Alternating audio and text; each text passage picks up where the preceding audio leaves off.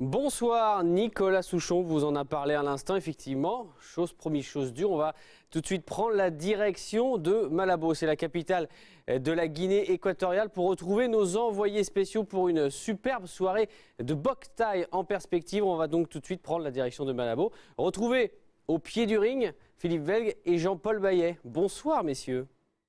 Bonsoir Sébastien, bonsoir à tous, bienvenue à Malabo, on pourrait dire Malabo 2 puisque l'an passé nous étions déjà ici pour une grande soirée de pieds-points. Eh bien bis repetita, et si l'année dernière nous étions dans un stade de football, cette année nous sommes, Jean-Paul Maillet, bonsoir, dans un magnifique palais des sports, tout neuf, et c'est même le premier événement qui l'accueille.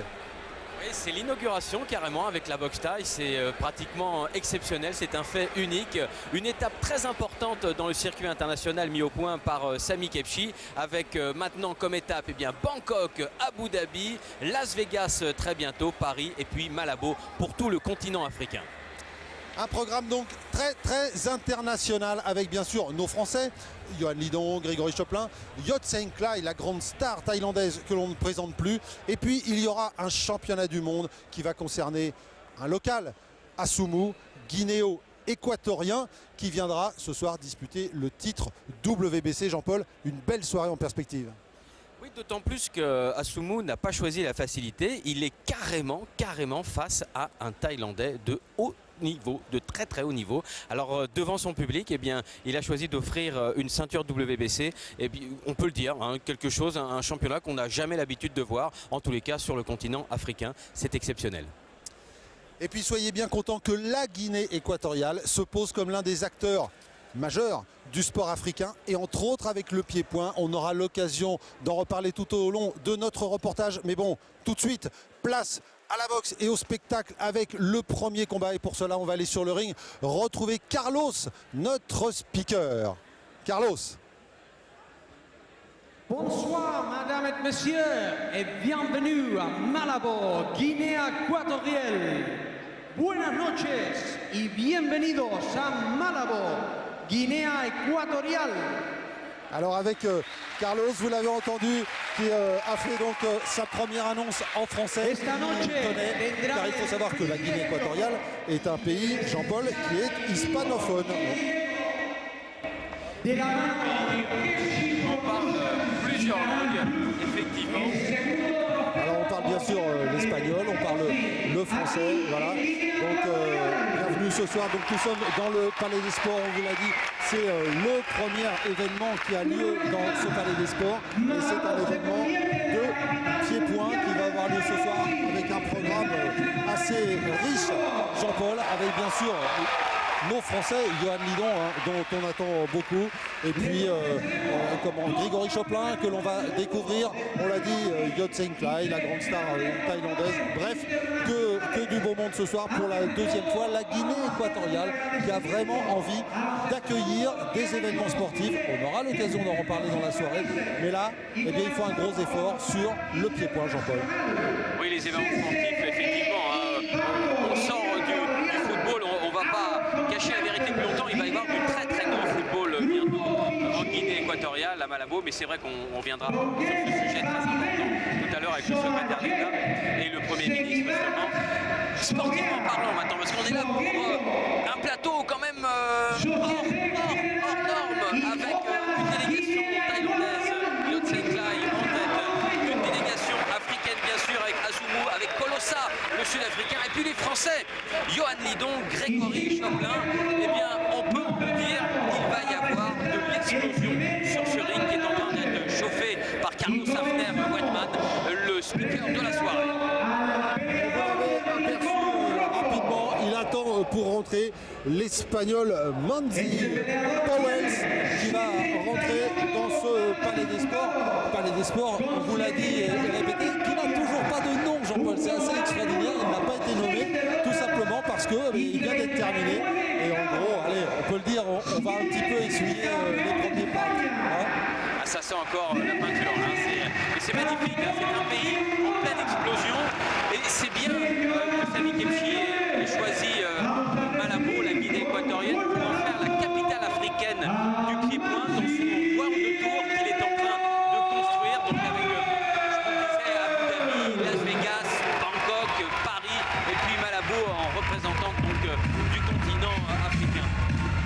voici donc, vous l'avez entendu, il a été annoncé, le voici l'Espagnol Monty Powell, qui va être le premier sportif à pénétrer dans ce palais des sports. C'est quand même pas rien. Jean-Paul, Monty Powell qui va s'attaquer quand même à un gros morceau, puisqu'il va retrouver, on peut même le dire, Johan Lidon. Voilà, Johan Lidon et Monty Powell qui se connaissent bien lors de la première édition du Trophée Obieng. Eh bien, Monty Powell avait été battu par Johan Lidon. Il voulait sa revanche. Il l'a. Il rentre sur le ring. Maintenant, c'est très important pour lui, évidemment. Oui, alors on lui a demandé hier, on l'a vu au moment de la pesée, si ça ne l'inquiétait pas trop de retrouver Johan Lidon, car il avait été mis KO lors de leur première confrontation. Et il nous a répondu, bah écoutez, c'est simple, j'ai 20 combats de plus, j'ai beaucoup plus d'expérience, donc j'espère que je vais pouvoir prendre ma revanche sur Johan Lidon. Con 90 combates disputados, 77 victorias, 13 derrotas, 58. Alors que vous voyez Monty Powell avec son père, Eric Powell, un ancien champion du monde de foule, qui s'occupe de lui depuis ses débuts. Monty Powell, il a commencé, il avait 3 ans avec son père, et quand son père a arrêté sa carrière, il avait 11 ans, il a décidé de s'occuper de son fils. C'est une belle trajectoire et ça arrive régulièrement. Alors que voici celui dont on a déjà beaucoup parlé, dont on attend beaucoup, Johan Lidon, qui vraiment a explosé un petit peu ses adversaires les dernières fois qu'on l'a vu. Il avait été très brillant au mois de novembre dernier, c'était à Gerland à Lyon. Mais Jean-Paul, attention parce que Johan Lidon, il reste sur une défaite, c'était il n'y a pas très longtemps. C'était un jour sans, nous a-t-il dit. Oui, comme ça arrive dans la carrière des boxeurs. Et puis, à sa décharge, il a eu un calendrier un petit peu perturbé, Johan Lidon. Il ne savait pas trop comment ça allait se passer les mois précédents, les semaines dernières au niveau de ses combats. Tout s'est un petit peu bousculé, précipité. Il a subi, c'est vrai, une défaite au point face à un Allemand. C'est pas très grave car il s'est incliné avec honneur. Et puis il y avait des jours sans, c'en était un tout simplement. Très honnêtement, ce ne sera pas à marquer d'une pierre noire en tous les cas dans sa carrière. Et voilà donc Johan Lidon, 26 ans, 1m80 face à Monty Powell que vous avez en gros plan, 22 ans, 1m89. Il y a 9 cm d'écart, la longe va compter et surtout, on le signalait, les 20 combats de plus de Monty Powell vont lui apporter de l'expérience, son expérience supplémentaire, les 9 cm en plus. Ça peut peut-être en tout cas modifier l'approche du combat. Oui, ça va modifier, mais il le connaît bien. Il est très puissant, Johan. Et puis face à Dimitri Valent, le russe que nous évoquions à l'instant pour cette défaite qu'il a enregistrée lors de l'UKC de Dijon, eh bien, Johan Lidon a l'habitude, pour sa catégorie, il n'est pas très grand de toute façon, et il a l'habitude de boxer des hommes avec beaucoup plus d'allonge. Généralement, ça lui pose pas de problème, car c'est un boxeur très offensif qui sait casser la distance et boxer à l'intérieur. Oui, très très bon, on l'a vu en général. Alors que voici nos round card girls, ce sont les jeunes filles qui seront chargées sur le ring, donc de vous dire à quel round on en est. Voilà, Monty Powell. Alors les deux hommes ont été pesés donc hier soir, 73 kg 700 pour Johan Lidon, 78 kg, 71 kg 800 pour Monty Powell. Presque 2 kilos d'écart. Bon, ça c'est la limite, jouer, dans la catégorie, il n'y a pas de souci. Non, ce qu'il faut surtout observer, c'est le fait, vous l'avez dit Philippe, c'est qu'il vient d'une école, son père était champion de full contact, Monty Powell, et cette école du full contact, généralement, on a du mal à faire ce passage très dur avec le corps à corps, avec les coups de genoux, avec la puissance dans la ligne basse, la puissance des low kicks, et c'est ce qui peut faire, comme ça l'avait fait lors de la première rencontre, la différence, à moins que durant tous ces mois, eh bien, Monty Powell se soit vraiment préparé pour ce choc. Alors on voit qu'il y a un petit problème du côté de Monty Powell. Monsieur Webluchy, l'arbitre, est allé voir, puisque visiblement les protections qui sont autour des pieds et des chevilles de Manzi Powell ne sont pas réglementaires, car on vous le répète, hein, en boxe taille, vous portez des chevillères, mais vous pouvez voir que Manzi Powell, eh bien, on lui a fait carrément des bandages autour des pieds et ça n'est pas autorisé. Non, et puis c'est tout à fait symptomatique eh bien, d'un combattant qui est plus habitué au full contact, c'est-à-dire qui redoute un peu eh bien, de se faire mal en frappant avec les blocages dans les coudes. On bloque beaucoup avec les coudes hein, en boxe taille et c'est pas très étonnant finalement. Bon, ce qui est dommage, c'est que ces protections, elles auraient dû être vérifiées dans les vestiaires. Ça nous aurait fait gagner un petit peu de temps quand même. Hein. Exactement, mon cher Jean-Paul, on est bien d'accord là-dessus. Ça va pas arranger le timing, ça nous fait perdre du temps. Au moins, ça nous permet d'expliquer un plan de règlement. Quant à Johan Lidon, le voici, 90 combats, 77 victoires, dont 58 avant la limite. Boxeur qui frappe, très expéditif, qui compte quand même 13 défaites. Mais à chaque fois, avec Johan Lidon, ça a été très spectaculaire. Ouais, il est d'une école, hein, l'école de Nasser Kassem de Saint-Fons, près de Lyon. C'est le club de toujours. Oui, et puis c'est le club de Fabio Pinca, c'est le club d'Abdallah Mabel aussi, enfin que des pointures, que des hommes qui ont vraiment un tempérament. Hein. C'est important, au-delà de la technique, il y a vraiment un tempérament, un mental, il y a une osmose qui se passe dans ce club. C'est presque une fraternité qui existe réellement et on peut le dire, eh bien, tout cela ça compte le jour du combat. Et bien voilà, Manzi Powell est prêt, on lui a retiré ses protections aux chevilles. Dommage effectivement, comme vous le disiez Jean-Paul, que ça n'ait pas été vérifié avant. Monsieur Weblechi qui donne les dernières recommandations aux deux combattants. Et ça va donc démarrer le premier combat de cette soirée. Malabo 2, Jean-Paul. Malabo 2, ouais. Le trophée Obiang 2, et c'est de la boxe taille, 5 reprises, donc de 3 minutes. Et c'est parti donc entre Manzi Powell en short bleu face à Johan Lidon, short noir et argent. Alors on est dans une configuration un petit peu particulière parce qu'on sait que quand un taille pratique la boxe taille et qu'il est sur le ring, bien souvent il y a un petit round d'observation. Là on peut s'attendre à ce que par contre ça démarre assez vite et on peut penser que compte tenu des derniers résultats, Johan Lidon va avoir envie de rassurer très vite la première droite sur la tempe. Et il a le problème de Manzi Powell, c'est qu'il ne connaît pas la dureté de l'école de boxe taille. C'est un homme, on l'a tout de suite vu, hein, il a la longe, il a les coups de genou très haut, il a les high kicks très haut aussi, mais il n'est pas assez dur. Johan Lidon, il part à la guerre en permanence, c'est un homme qui combat en Thaïlande sur les rings les plus durs du monde. Encore la droite qui est arrivée, qui est passée. Pour l'instant, c'est en anglaise que Johan Lidon fait la différence, alors qu'on a vu Manzi Powell essayer de se servir de ses genoux et avec les front kicks de repousser Johan Lidon sur la distance. Et vous entendez le public, ça plaît. Et toujours Johan Lidon au pressing et toujours sur les points. Oh, le percute et encore. Et la droite encore sur la tempe. Ça tombe de partout pour Manzi Powell.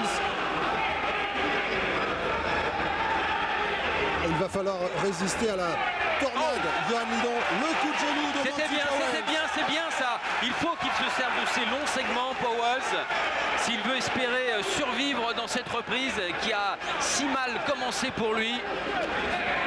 Le low kick. Low kick, oui. Il faut qu'il aille en ligne basse, Johan. C'est important aussi pour lui d'aller dans la ligne basse. La tentative. Le match qui se rééquilibre, c'est bien ça, c'est bien ce qu'il fait Manzi Powell. Il n'a pas été trop perturbé quand même par cette lourde droite qu'il a encaissée dès le départ. Il va falloir qu'il tienne Manzi Powell, peut-être qu'il passe la première crainte qu'il pouvait ressentir au début du combat, parce qu'il avait été mis KO première reprise la dernière fois qu'il avait rencontré Johan Lidon.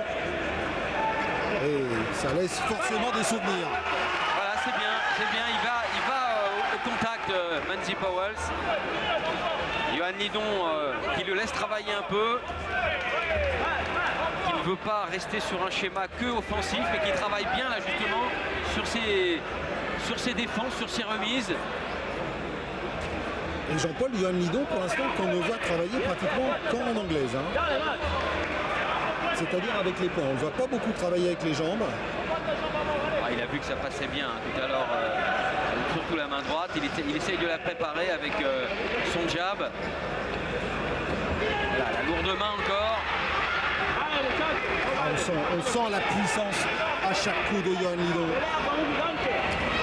C'est bien ça aussi, le middle. Il ne faut pas qu'il pêche par défaut. Hein. C'est pas parce qu'il a bien marqué le début du round qu'il doit maintenant ne faire que gérer. Il faut qu'il fasse sa boxe, Johan Lidon.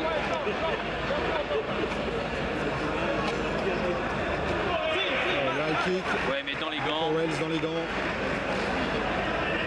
Mais il est un peu mieux quand même, Manzi Powell. Il est revenu dans cette première reprise. Voilà, fin de la première reprise. Manzi Powell qui avait très mal débuté ce combat, qui finalement est un petit peu revenu à laisser passer l'orage. Et pour l'instant, il est quand même un petit peu en position de survie, hein, Manzi Powell. Ouais, il s'est mis en mode survie et ça a bien fonctionné. Regardez le ralenti et cette droite pratiquement en crosse. Hein. Il n'avait pas encore replié son gauche. Manzi Powell, que la droite venait déjà de piquer. Ah, c'est superbe. Juste sur l'oreille, on l'a vu. Alors il est sur cette région de la tempe, c'est vrai qu'on est beaucoup plus assommé. Hein. C'est plus dur d'être KO, mais il a vraiment été assommé. Il est vite revenu, il a récupéré. Il s'est servi de ses longs segments pour tenir à distance Johan. Ça a bien fonctionné, tant mieux. Ouais, quand Johan Lidon avec Salim Abdi qui est dans son coin, hein, qui est venu puisque son entraîneur Nasser Kassem n'est pas venu ici à Malabo. Eh bien, c'est la sérénité alors qu'on revoit sur ces ralentis de Didier Ouvrard, notre réalisateur de ce soir, Jean-Paul. Eh bien, les premiers échanges entre les deux hommes, on a revu ce magnifique knockdown et puis Manzi Powell qui est revenu. Manzi Powell avec son papa qui est donc sur le bord du ring, mais ce n'est pas l'homme qui est face à lui dans le ring, puisque celui qui est dans le ring, c'est Fernando Urbina, qui aussi entraîne Alejandro Asumu, que vous pourrez voir un petit peu plus tard. La sérénité en gros plan Oui, exactement. de Johan Lidon. Hein. La sérénité, le calme total. Il est en contrôle là, Johan, il le sait. Ah, puis on attend. C'est vrai qu'à chaque fois qu'il est là, Johan Lidon, on attend beaucoup de lui. Hein. Début de la deuxième reprise entre Manzi Powell et Johan Lidon. On l'a vu lors de la première reprise. Manzi Powell a fait un court voyage au tapis. Il est revenu, en tout cas un petit peu en situation de survie. Maintenant, on va voir si ça va tenir. Trop de vaseline un peu sur trop le de vaseline visage sur le visage. de Johan Lidon. Ouais, et puis il a pris confiance, Manzi Powell. C'est important. Il a passé le cap. Il est revenu d'un coup très lourd. Il est maintenant dans la deuxième reprise. Mais il ne faut pas non plus qu'il s'expose trop. Parce que Johan Lidon, qu'il l'a laissé s'exprimer quand même, il va certainement sortir l'artillerie lourde là. Oui, puis on peut penser que, comme on a l'habitude, Johan Lidon, il n'aime pas trop traîner sur le ring. On l'a vu à Lyon. Et ce qu'on n'avait pas vu dans la première reprise arrive, à savoir les premiers low kicks. On a vu le premier de Johan Lidon sur la cuisse de Powell. Voilà, middle. Ouais, si le récital Lidon commence, ça va être très dur hein, pour Manzi Powell. Regardez le rythme qu'il met, ça y est, il est dans sa distance, Johan. C'est important hein, de bien surveiller le jeu de jambes. Il s'installe dans sa distance et il boxe comme il le veut là maintenant. Et surtout, après les jambes, il remet du poing. Le low kick à l'intérieur, le gauche. Réplique tout de suite. Manzi Powell qui essaye de le remettre à distance, ça ne fonctionne pas. On est dans la distance de Johan Lidon, ce qui force Powell à reculer. On l'a vu tout à l'heure, quand il recule, Manzi Powell, il a des défenses qui ne sont pas tout à fait étanches. C'est là qu'il a pris la droite. C'était bien le front kick, mais pas suffisant. Et le problème aussi pour Manzi Powell, c'est qu'on a l'impression, Jean-Paul, qu'il n'est pas vraiment offensif d'une certaine manière dans son style, qu'il donne le rythme du combat. On a l'impression que c'est plutôt Johan Lidon qui est en train de s'installer, d'installer le rythme du combat à sa main. Et qui procède par petites accélérations avec encore un direct du gauche qui est arrivé. En sortie d'enchaînement, très bien fait. Oh, c'est bien fait ça, de la part de Powell. C'est bien, voilà. Ça veut dire qu'il a retenu les leçons du premier match et que ce combat est passé à une vitesse supérieure. Johan Lidon plus petit qui avance, ça se prête effectivement à l'uppercut. Et il l'a bien compris, Powell. Alors, quand Lidon, regardez ça, quand il développe sa puissance.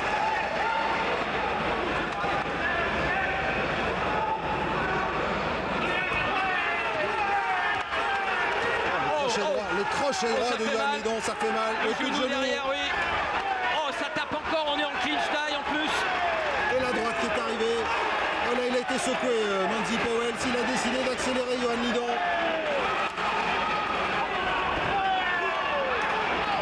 Droite, coup de genou, tout y passe, hein, vraiment.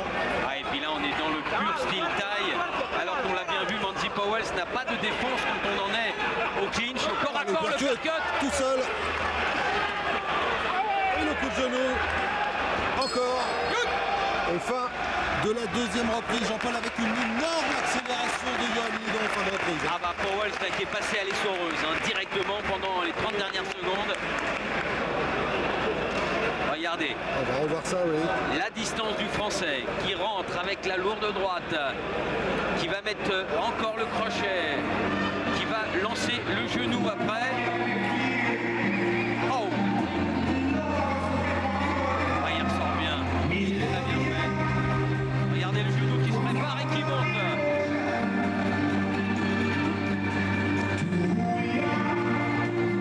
On voit bien qu'à chaque fois, il met toute la puissance chez Lidon.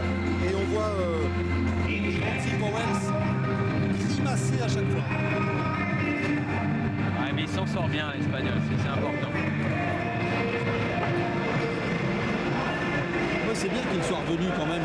Mais la première reprise a peut-être été très importante pour lui. On l'a vu très craintif quand il est monté sur le ring. Là, ça va un petit peu mieux. Il y a eu prise de confiance et on le sait hein, dans la boxe, hein, qu'elle soit qu'avec les poings ou avec les pieds et les poings, c'est de la boxe. On a face à soi un homme qui peut vous mettre KO. Et bien, à partir de ce moment-là, 50% du combat, c'est de la psychologie, c'est du mental. Ce n'est pas que du muscle et de la technique. La psychologie, le mental est énorme dans le combat. Ouais, la preuve, c'est que Manzi Powell, il ne ménage pas ses efforts, il s'entraîne tous les jours, 2 fois par jour, 2 fois 3 heures, bah, ça paye, muscule, footing, donc ça paye.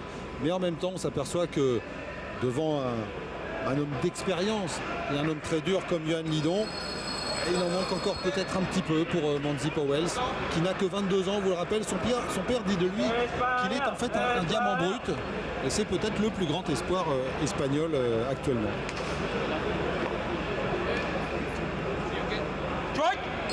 Alors qu'on part dans la 3e reprise. Manzi Powell, short bleu.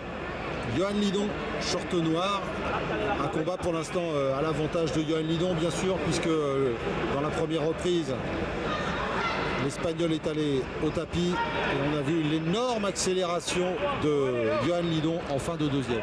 Voilà, c'est vrai. Alors on est certain qu'il y a eu vraiment des progrès depuis le premier match, le match aller entre les deux hommes du côté de Powell.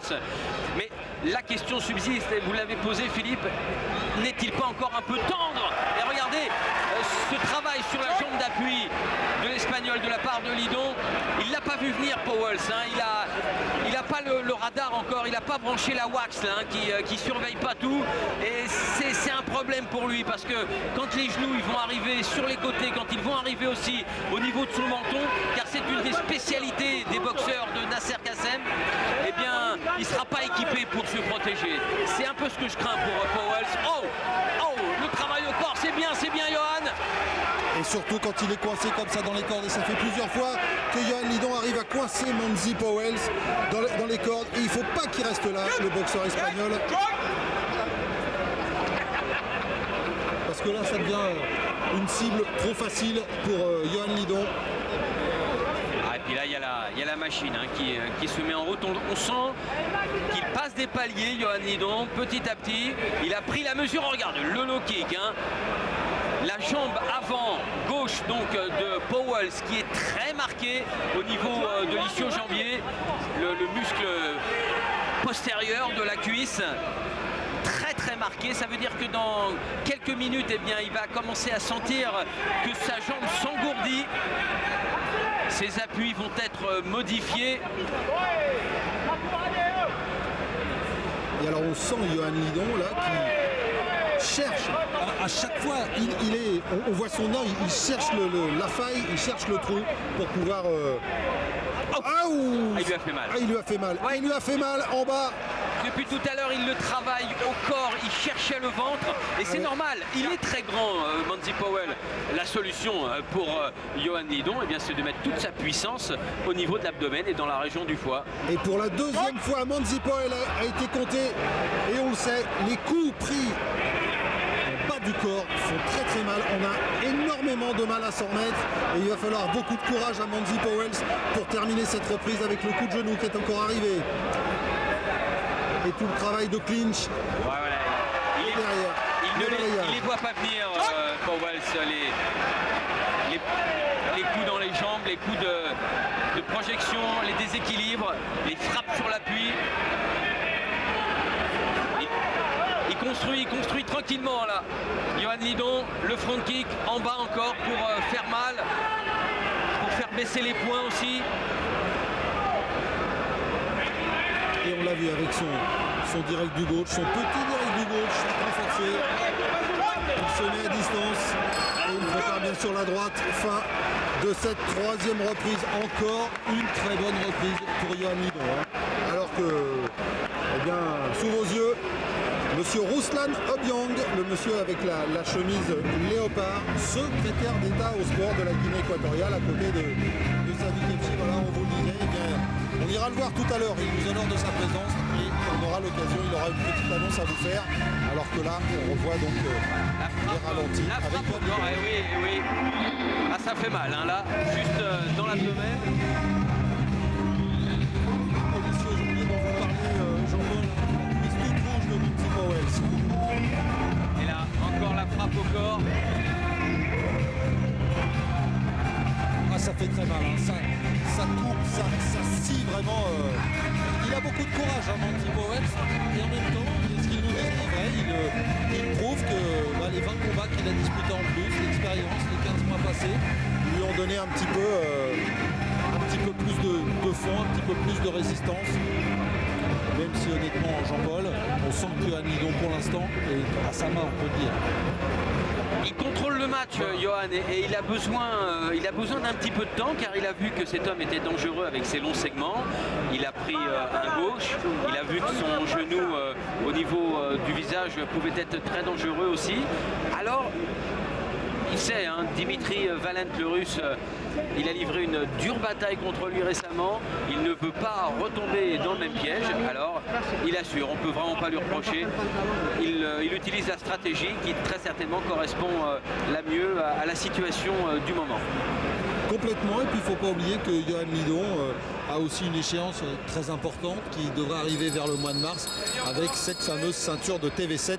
On aura l'occasion d'en reparler. TV7, la grande télé nationale thaïlandaise. Ça aussi, on vous expliquera à quoi ça correspond. Johan Lidon qui devrait être le premier Européen invité dans ce prestigieux tournoi thaïlandais. Voilà, tout le monde a quitté le ring et on va pouvoir partir dans la quatrième reprise. Quatrième et avant-dernière reprise donc entre Johan Lidon et Manzi Powell. Et on peut vous dire que la jambe gauche de Manzi Powell est bien rouge. Ah, elle a changé de couleur, hein, c'est sûr. Elle est passée couleur framboise. Oh, quel coup au corps! Oh, Quel celle-là, c'est crochet fini. droit qui est arrivé au foie et on peut vous dire qu'il ne se relèvera pas, Manzi Powell. Ça a claqué. Il peut pas. Regardez-le, il peut pas. Il peut pas. Il a pris deux coups. Il peut pas. Deux coups et c'est long à revenir avec l'arbitre qui prend son temps pour le compter 8, mais voilà, Et c'est là, fini, c'est Monsieur terminé. Ouaklochi qui décide d'arrêter. terminé. Et c'était plus sérieux d'arrêter car on l'a entendu claquer sur ce crochet droit qui est arrivé pile au foie, vraiment. Il a été coupé en deux, le pauvre Manzi Powell. Regardez, on va le revoir sur ces images de Didier Ouvrard. Et effectivement, il va y avoir une double frappe au corps. Il a vu que c'était la zone tendre de Manzi Powell. Johan Lidon, il a bien testé le foie et et de l'autre côté, la zone du pancréas. Et voilà, ça y est, c'est fini. Et puis derrière, le petit uppercut qui est arrivé, histoire de finir le travail. Là, le foie, le pancréas et le petit uppercut. Voilà ce que la finition, hein, le polissage. Voilà, la troisième lame. En tout cas, très courageux Manzi Poels, mais quelle démonstration encore, Jean-Paul, de Johan Lidon. Oui, et puis ça fait du bien de voir que Johan Lidon reste le boxeur que l'on connaît, que l'on aime. C'est-à-dire qu'une fois qu'il a décidé de faire parler la puissance, eh bien, elle est au rendez-vous. Et là, il a construit intelligemment son combat. Il avait besoin d'une victoire, il avait besoin aussi de construction de match, de stratégie. Eh bien, il a montré tous ces aspects. On s'est régalé, tant mieux. Alors, la décision avec Monsieur Luchy, l'arbitre entre les deux.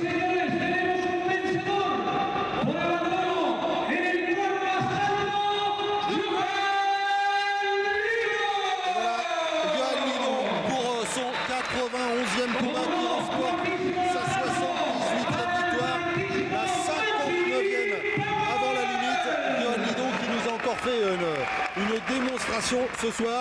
Nous on va donc continuer à enchaîner notre soirée, Jean-Paul. Et là, avec l'entrée du Sud-Africain Vusile Kolosa. Voilà, le premier titre mondial WBC de la soirée. Alors, Vusile Kolosa, sud-africain, champion d'Afrique du Sud de kick, qui a été pesé hier à 77 kg 500. Vusile Kolosa, surnommé El Cheetah.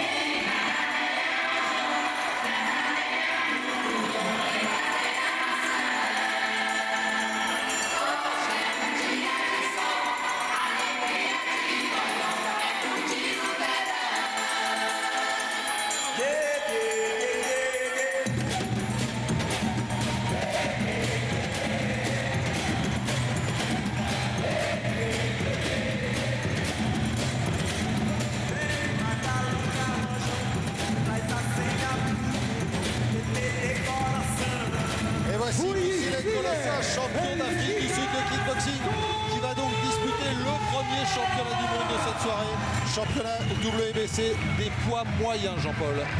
Oui, Kolosa que les abonnés connaissent pour l'avoir déjà découvert lors d'une réunion à Levallois. Kolosa qui donc s'entraîne à Hong Kong, qui est un des meilleurs africains actuellement, notamment sud-africain, avec son compatriote Virgil Kalakoda qui est dans le circuit du K1 Max. Et Kolosa, c'est un homme qui connaît très très bien l'adversaire qu'il va rencontrer ce soir, puisque c'est quand même la troisième. C'est quand même la troisième. C'est un peu sa némésis, Yodsanklai pour Kolosa. C'est-à-dire que c'est l'homme qui n'arrive pas à battre. Et là, il a tout sorti, là, tous les gris-gris, pour que vraiment il en vienne à bout. On doit s'attendre à un grand match. Et le voici donc, Yodsanklai. Et franchement, Jean-Paul, que dire de ce combattant? Juste, on va vous annoncer son palmarès et ce sera parlant et finalement très explicite. Yodsanklai, c'est 237 combats, 167 victoires, dont 61 avant la limite, 66 défaites et 4 nuls. Ça fait 13 ans qu'il est dans le circuit et qu'il est au sommet, Jean-Paul, Yodsanklai. Yodsanklai, il suffit d'être à Bangkok lorsqu'il boxe et de voir la ferveur populaire. C'est une superstar, une méga star. Dans la rue, les gens l'abordent pour des autographes. Il est très connu, c'est un demi-dieu. C'est un petit peu l'équivalent de notre Jérôme Le Banner au Japon, vous voyez. C'est impressionnant, c'est très impressionnant. Yodsanklai qui, on l'a vu avant-hier, est arrivé depuis quelques jours et avant-hier on l'a vu, il est allé courir au stade. On peut vous dire qu'il faut du courage parce qu'ici il fait particulièrement chaud dans la journée, chaud et humide, nous sommes pratiquement à l'équateur. Et bien lui il est allé courir, il est allé faire son petit footing tout simplement. Ouais, on va faut dire que venant de Thaïlande c'est plus simple que venant de France, surtout ces jours-ci où l'atmosphère était quand même un peu fraîche. Nos combattants français ont quand même pris une variante de 35 degrés alors que venant de Thaïlande la différence est quand même nettement moindre. Exactement, voilà, Sami Khepchi avec Yotsenklai justement. Alors on est dans un championnat du monde, hein, combat très important, même si pour Yotsenklai c'est presque la routine, hein, c'est son 6e. Oui, mais c'est toujours important. De toute façon, un combat, c'est un combat. S'il en est là, Yotsenklai, c'est justement parce qu'il n'a jamais pris un match à la légère. Et il va de toute façon faire du mieux qu'il peut, car il est face à un homme, il le sait. Cet homme-là, il a une espèce de rage contre lui-même. C'est une rage, attention, hein, qui est enrobée de tout le respect et tout le fair play que l'on connaît de la part de Colossa. Mais il a la rage de vaincre, car sa carrière, il ne manque que ce trophée pour Colossa, pour vraiment aller encore plus loin. Et Yod a toujours été face à lui pour le bloquer. C'est presque une affaire personnelle. Oui, en même temps, Colossa, faut pas qu'il en fasse une affaire personnelle, parce non, que des combattants bloqués par Yotsenklai, il y en a eu quand même quelques autres. Bien sûr, c'est bien pas sûr. le seul. Colossa qu'on a trouvé, lui, par contre, assez décontracté. Il y a une différence entre les deux, hein. Il y a Yotsenklai qui était plutôt dans sa bulle, à lui, dans son combat habituel, hein, tel qu'on le connaît habituellement. C'est quelqu'un d'assez qui intériorise beaucoup de choses, voilà. Alors que Colossa, on l'a vu plutôt détendu. Il a une approche de ce combat très important pour lui, plutôt détendu. Il connaît Yotsenklai, il sait ce qu'il a à faire. Et donc il n'a pas eu envie on va dire finalement, de se mettre une pression supplémentaire en dehors du fait que voilà, il avait un combat difficile à disputer, peu importe que ce soit face à Yotsenklai. Il fallait sortir de cette pression et de ce cercle vicieux. C'est vrai, c'est vrai. Et alors pour les grands amateurs, hein, de Muay Thai, le ramouet superbe, sublime, hein, de Yotsenklai. On a toute la tradition thaïlandaise ici, hein. Et lui-même, hein, représente. On voit souvent ces statues où il y a le Nyak Muay, le boxeur thaï typique, ciselé dans le bronze ou dans le bois, dans une attitude de combat. Eh bien, ça pourrait être Yotsenklai. Regardez, c'est cet homme.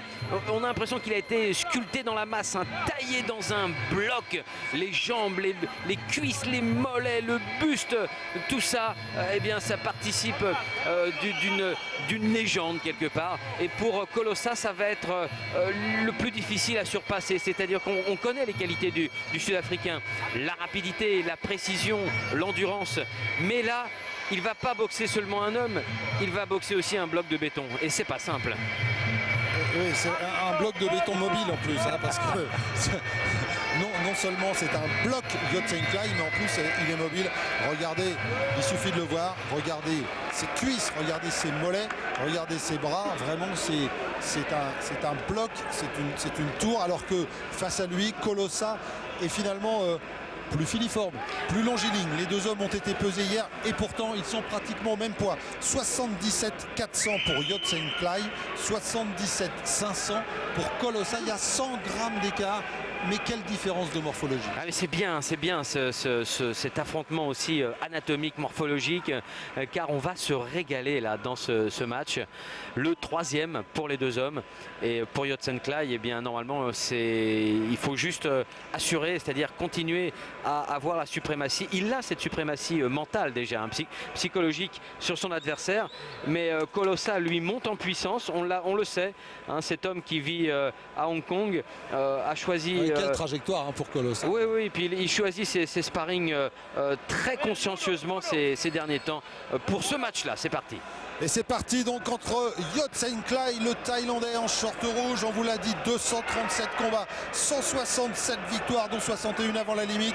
Face à lui, Colossa, 31 combats seulement, 22 victoires, dont 13 avant la limite. Ça veut dire aussi que Colossa frappe et frappe fort. 9 défaites, dont déjà quelques-unes face à Yotsenklai. Et voilà, vous voyez tout de suite Yotsenklai en action et la première esquive de Colossa. Voilà, et on a vu l'agilité de Colossa, hein, avec cette esquive du buste, très mobile au niveau du tronc. Et on a vu aussi, alors cette posture de gaucher, hein, encore un Thaïlandais gaucher, c'est de plus en plus fréquent de toute façon.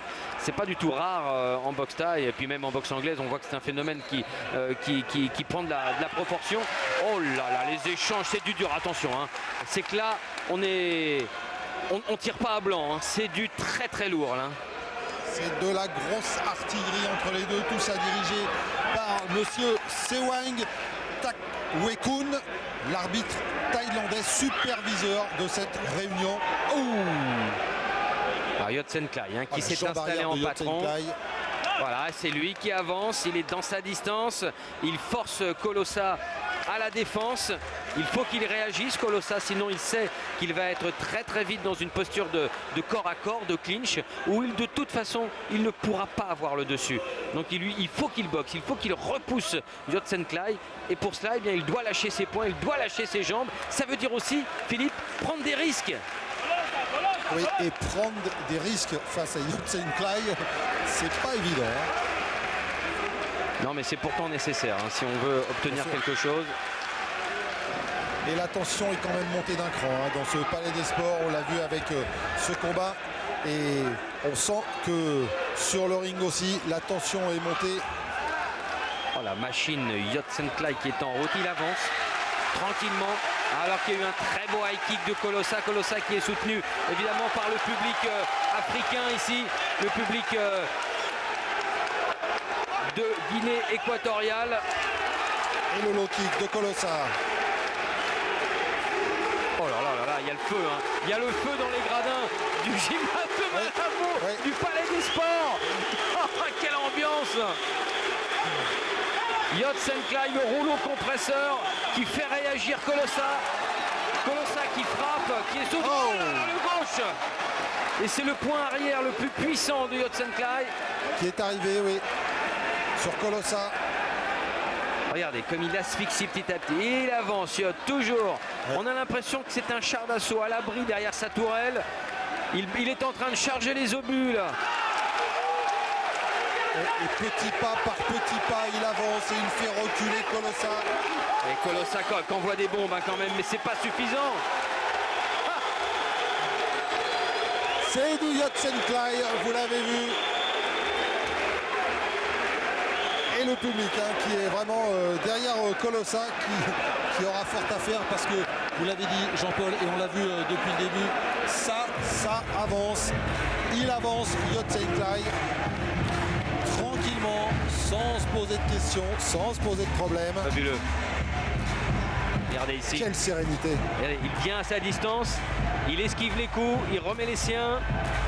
C'est lui qui avance. Imaginez-vous face à cet homme-là. Non. Bon, d'accord. Non. Pas moi Jean-Paul, pas moi. C'est l'impression de se retrouver d'un seul coup face à un maître, tout simplement, qui termine le round avec un grand sourire en plus. Ah oui, puis on a envie de lire sur son visage, même pas fatigué. Même pas mal. Même pas mal, c'est incroyable, cette sérénité, on a l'impression qu'il ne s'est rien passé pratiquement. Il vient de passer 3 minutes sur le ring avec quelqu'un quand même... Alors ça c'est la magie aussi du mental, mental thaïlandais. Ouais. C'est normal. Et puis vous l'avez vu juste avant qu'on retrouve donc Sami Khepchi, le secrétaire d'État au sport. Vous avez vu, c'est Johan Lidon qui est venu dans le coin pour s'occuper de Colossa, alors que là on revoit donc sur ces ralentis donc, que nous propose notre réalisateur Didier Ouvrard, ces échanges avec Yotsen Clay qui avance avec une sérénité incroyable. C'est le patron de toute façon et il n'y a aucune faille dans son mental, dans sa tête, aucun doute. Par contre, chez Colossa, ça va peut-être se réinstaller au fur et à mesure des minutes si le match reste dans la même configuration. Oui, et début de la deuxième reprise entre Colossa et Yotsen Clay. Yotsen Clay, short rouge, bien sûr, Colossa, short noir. Et on l'a vu donc sur la première reprise, Yotsen Clay tranquillement avancer. Et il va falloir pour Colossa essayer de passer par-dessus cette puissance. Mais comment va-t-il pouvoir faire? C'est tellement dur. De toute façon, c'est un duel extrêmement physique. Il faut qu'il avance à son tour, Colossa. Mais comment peut-il face à ce rouleau compresseur qu'est Yotsen Clay? Le front kick pour le Sud-Africain. Colossa qui boxe, pourtant le middle kick. Oh là là. La gauche de Yod. Il doit boxer Colossa, ne pas s'arrêter. Il doit miser sur sa jeunesse, sur sa vitesse. S'il attend, ce sera trop tard de toute façon. Oh là là là là là là là, il a bloqué le low kick et ça l'a électrisé le genou. Oui. Alors là, Yod qui accélère, hein, Yod qui accélère, ça y est, il a compris. L'expérience, Philippe, il met tout de suite à profit cela.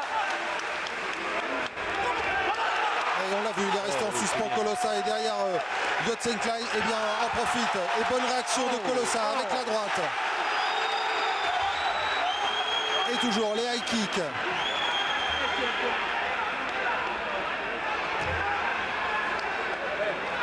Ah, c'est dangereux là pour Colossa, il faut sortir de ce coin. Attention le gauche. Quel travail. C'est bien, il sort, le Sud-Africain, c'était bien fait. Pas facile de gérer comme ça une sortie de coin avec Yodsenklai. Oh, le high kick plein menton sur Colossa qui est allé au tapis et qui est compté. Quelle maîtrise, quelle maîtrise. Il ne le quitte pas des yeux, Yodsenklai. Attention, il part. Attention à la tornade. Hein, il part pour la finition là, Yod.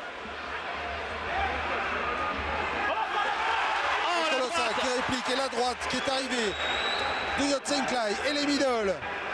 Et Yodsenklai qui a la cible, qui ne va rien lâcher. Et Colossa qui est quand même dans une situation de survie, Jean-Paul, pour l'instant. Il a enclenché le mode survie, mais de toute façon, il peut encore, il a encore des jambes, il faut qu'il tourne. Yodsenklai, attention dans le coin. Et le front kick pour repousser Yodsenklai et se libérer un petit peu de la pression. Il est coincé dans le coin et c'est dangereux. Ça peut être aussi une occasion car Yodsenklai a essayé de sonner la Lali. Ça n'a pas fonctionné, mais en tous les cas, il a accéléré et il s'est découvert en même temps, donnant des opportunités à Colossa. Mais est-ce que Colossa peut encore les saisir? Voilà, c'est très très difficile pour lui.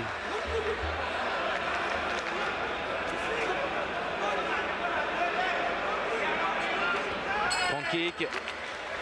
Eh bien, voilà la fin de la deuxième reprise. Je surveille aussi la jambe droite de Colossa quand il regagne son coin qui est un peu raide entre le blocage qu'il a subi sur la jambe et le high kick qu'il a envoyé au tapis. Ça a été une deuxième reprise particulièrement difficile pour le Sud-Africain, hein, Jean-Paul. Ouais, au niveau des membres inférieurs, ça n'a pas été fameux cette seconde reprise effectivement. Colossa le cède, il est maintenant nettement en retard dans ce combat, c'est-à-dire qu'il va falloir qu'il augmente sa prise de risque. Oh là là là là, quel high kick. Ouais. Alors c'est venu à une vitesse, c'est la surprise. Il y a le coup d'œil, la puissance, il y a tout. Il faut que les hommes de Saint-Fons là, qui s'occupent de Colossa soient bien là hein, pour le remettre d'aplomb. Alors qu'on revoit voilà, le blocage. Oh, ça a dû faire très très mal à Colossa. Vous l'avez vu, sa jambe s'est dérobée sous lui. Pourtant, l'action était à son initiative. Oui, mais voilà, ça a dû toucher un trajet nerveux et on ne peut pas maîtriser ça. Alors que Yodsenklai, il n'a pas bronché, il n'a pas bougé. Pour lui, pas de problème. Regardez ces images, on a l'impression d'être dans le paddock d'une Formule 1. Là, hein, tout y passe.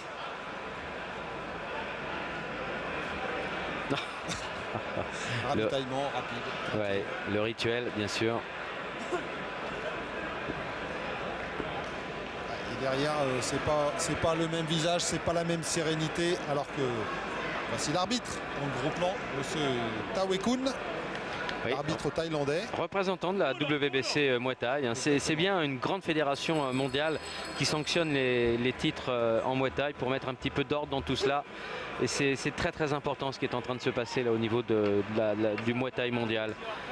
Pour qu'on y voit plus clair.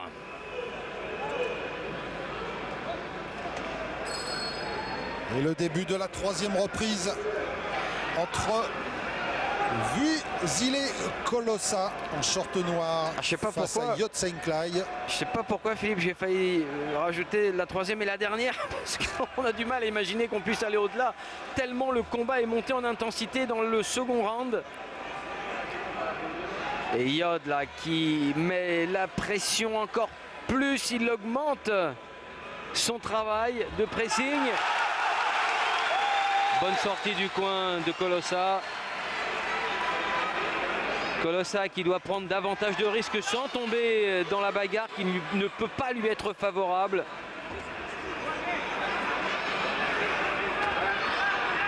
Oui, c'est bien fait ça.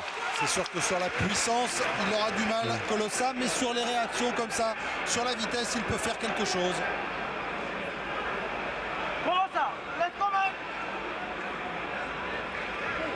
Ah, il fait le tour du ring, hein, le Sud-Africain, avec Yod au centre, en patron, en maître des lieux.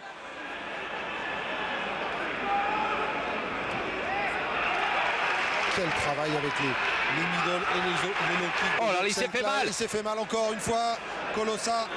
Il a un problème avec sa jambe arrière droite, le Sud-Africain. Ah, il a mal à sa jambe. Il va pas. C'est bien ce qu'il fait avec les poings pourtant. Ouais, mais là il est coincé dans ce coin de ring et on sent qu'il est moins mobile. Ça va être compliqué pour lui de tourner, d'esquiver. Alors que Yod Senklai, il est toujours dans sa marche en avant. Ouais, et surtout que Yod Senklai va certainement essayer d'exploiter la frappe sur la jambe un peu fragilisée de Colossa. Colossa qui est malin puisqu'il se protège avec les cordes. Il protège sa jambe droite avec les cordes et le coin du ring, voyez, parce qu'il sait qu'il a mal. Oh, regardez, encore une fois, oui, il souffre. Il a essayé de la lancer, sa jambe droite, et encore une fois Yod Senklai qui revient, et on sent que ça lui fait mal à Colossa. Regardez, ça y est, Yod Senklai qui va pouvoir frapper la jambe puisqu'il sort de la protection du coin. Colossa, voilà encore il frappe. le low kick. Et il va y retourner, Yod Senklai, on peut en être certain. Il est en train de prendre ses appuis, de faire monter la garde. Et qui travaille aussi avec les poings, Yod Senklai. Il sait tout faire, il est fort dans tous les domaines. Et toujours dans le coin pour essayer de protéger sa jambe. Regardez sa jambe droite à Colossa, elle est toujours le long des cordes, c'est pour essayer d'empêcher justement bien sûr. Yod Senklai de lancer le low kick. Et dès qu'il sort de cette protection, il prend un low kick, c'est immédiat. Il va pas pouvoir tenir longtemps comme ça, Colossa, même s'il bloque avec l'autre jambe maintenant. Mais quand il bloque comme ça avec l'autre jambe, il se met en situation et encore le de déséquilibre. Et fin de cette troisième reprise. Vous disiez, Jean-Paul, tout à l'heure que c'était peut-être la dernière. Ça n'est pas la dernière. C'est bien, mais on l'a vu, la jambe droite de Colossa. Tant mieux. Et fragilisée, très fragilisée.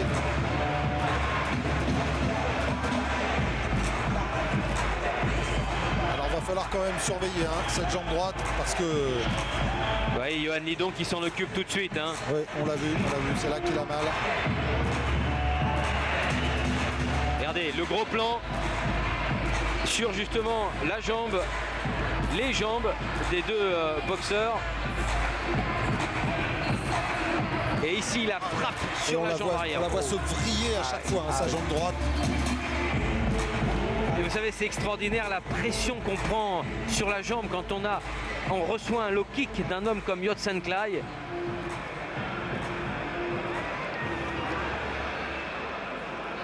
Ah, ça va être compliqué pour Colossa qui a du mal à se déplacer. On parle même plus de victoire. Ça va peut-être être même compliqué d'aller au bout, Jean-Paul.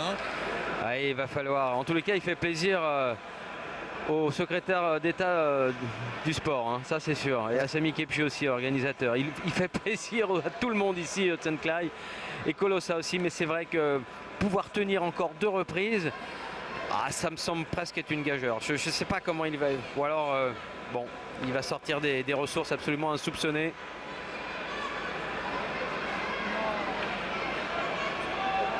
Ouais, en tout cas, il va falloir... Tout ça avec les conseils de Johan Lidon qui lui dit de travailler avec les poings, visiblement.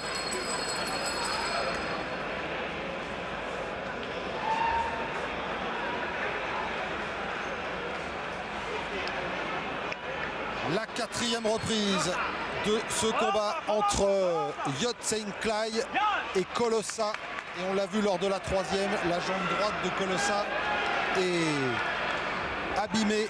Il souffre, le boxeur sud-africain. Et on va voir comment il va pouvoir passer cette 4e reprise. Quant à Yod Senklai, lui, il est dans sa routine, on a envie de dire. Et il a vu que le boxeur sud-africain était affaibli. Ah, il a plus de la même boxe, forcément, Colossa, il n'a plus les mêmes appuis. Et puis il risque à tout moment de tomber à cause de cette jambe droite. Mais en tous les cas, il est toujours présent. Preuve qu'il est toujours en progrès aussi, Colossa, depuis que les abonnés ont pu le découvrir à Levallois. Et quelle puissance dans les jambes, on l'a vu encore sur ce high kick qui a été bloqué pourtant, mais on a vu Colossa vaciller sur la puissance de Yodsanklai. Il a de bonnes réactions avec les points, Colossa. Voilà encore la droite qui est arrivée. Mais derrière, toujours les répliques en high kick de Yodsanklai. C'est bien ce qu'il fait, Colossa, c'est très bien. Et c'est même de mieux en mieux. Mais attention, la ligne basse. Il va chercher à lui recasser les jambes, Yodsanklai.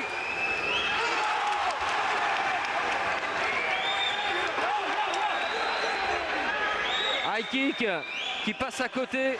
Oh, c'est le retour de Colossa hein, dans ce 4e round. Oui.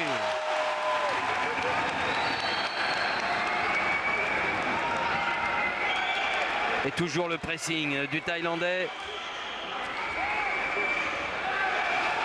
Étonnant qu'il ne retourne pas dans les jambes tout de suite, Yod.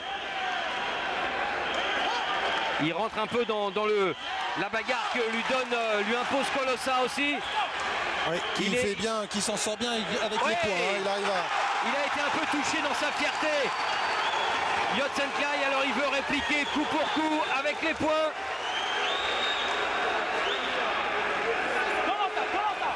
Et il faut noter la très bonne façon de réagir tactiquement de Colossa en gardant sa jambe droite le long des cordes.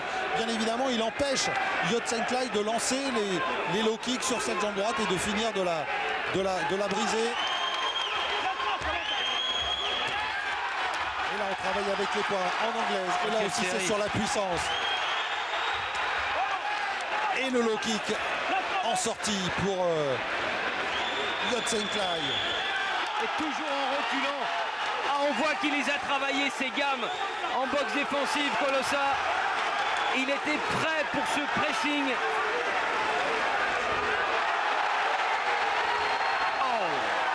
Et là, vous le disiez, Jean-Paul, on envoie du lourd, on envoie du très très lourd parce que c'est encore monté d'un cran, la puissance, la bagarre.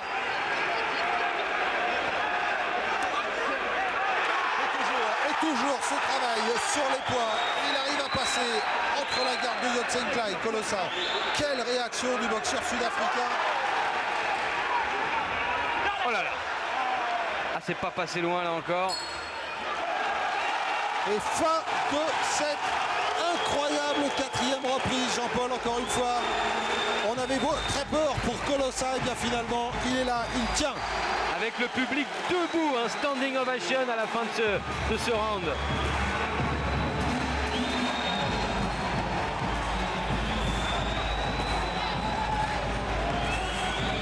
Regardez, ici, la pression, le travail au point de Yod, les répliques de Colossa, très bien dans les middle, très bien avec le direct. Il est courageux, Colossa. Ah, il est très courageux, il va jusqu'au bout. Ouais. Le high kick bloqué. Mais même si c'est bloqué, Jean-Paul, à chaque fois quand même, on voit, ça fait mal. On voit Colossa vaciller. Ça fait très mal. Ça fait très mal. Toujours cette puissance.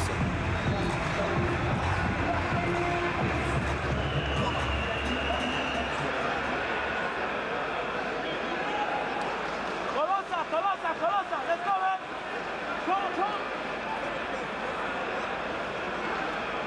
Et dans les deux coins, il y a de la fatigue. Hein. Quand même Yodsanklai est obligé de montrer des signes de fatigue car il a dû beaucoup plus donner dans l'avant-dernier round qu'il ne l'aurait pensé. Il s'est assis.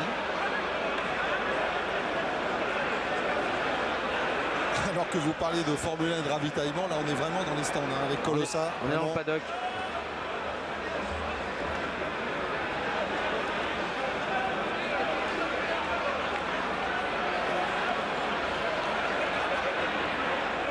Eh bien, on va la vivre cette dernière reprise. Ah oui, oui. Et on s'y attendait pas, Jean-Paul. Oui, vraiment.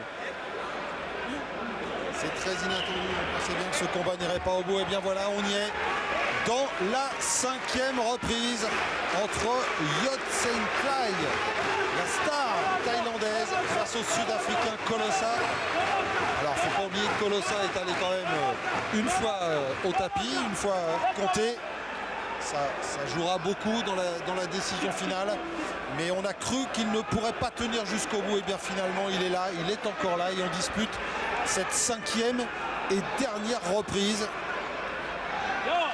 Ah, il sait que s'il veut gagner maintenant, il faudrait mettre Yod au tapis. Alors là, c'est un immense pari contre Yotsenklai. Lui, il voudrait finir avant la limite pour signer son combat avec panache.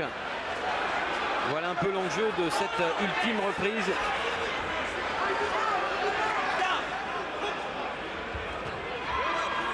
Et toujours les high kicks de Yotsenklai. Attention, esquive à la réplique.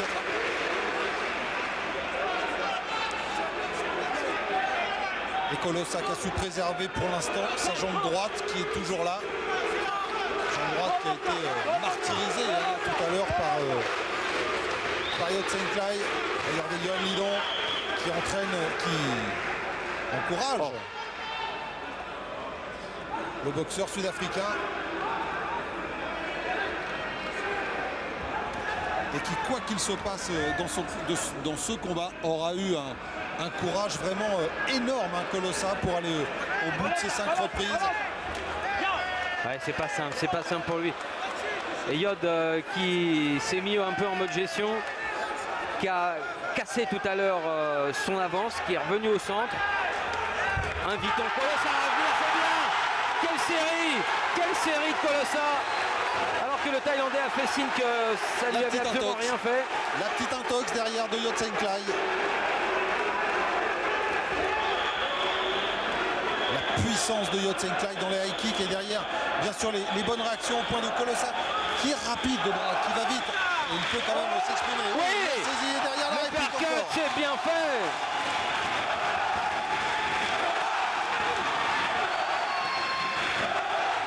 Et vous entendez le public, vous entendez l'ambiance, le public qui est debout pour soutenir Colossa.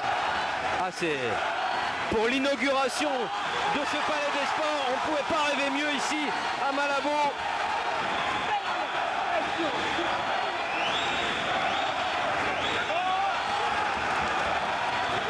Oh là là, il est galvanisé. Il est galvanisé, Colossa. C'est lui qui termine le plus fort, c'est lui qui va aller au bout.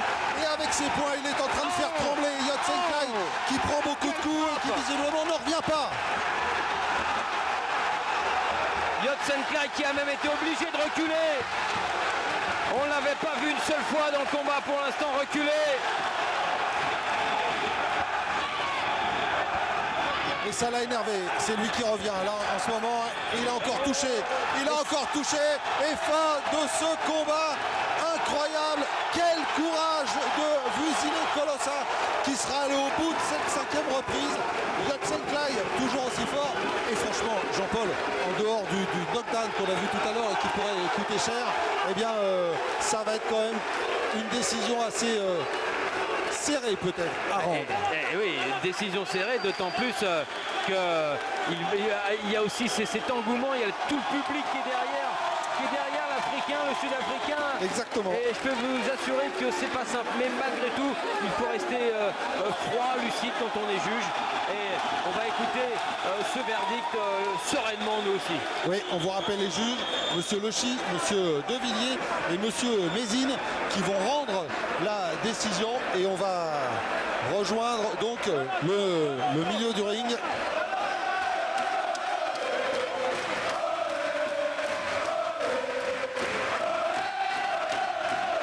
Voilà, Philippe. Alors ça y est, on y est. La décision avec monsieur Tawekun. Oh, c'est chaud, hein. C'est très très chaud. Alors ça discute, bien sûr. Et quelle ambiance. Et quelle image des deux au milieu du ring, hein, dans les bras l'un de l'autre. Ah, c'est la plus belle image à laquelle on pouvait rêver pour cette fin de match. La ceinture WBC qui était accrochée à la taille de Yotsenklai devrait y rester, mais bon, on va pas se prononcer de toute façon, on va laisser les juges faire leur travail. Exactement, Jean-Paul, parce que là, faut... Colossa, Bon, vous entendez le public qui a fait son choix. Ah, le public l'a fait depuis le départ, le choix. Attention, C'est sûr. donc la décision.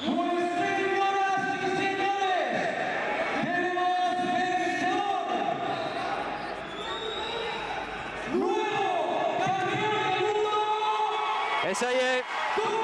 Ah, et bien voilà Jean-Paul, et oui, malgré son knockdown, et bien Kolosai est arrivé, Voilà. il a réussi à vaincre son némésis Yodsanklai et c'est lui qui remporte le titre WBC.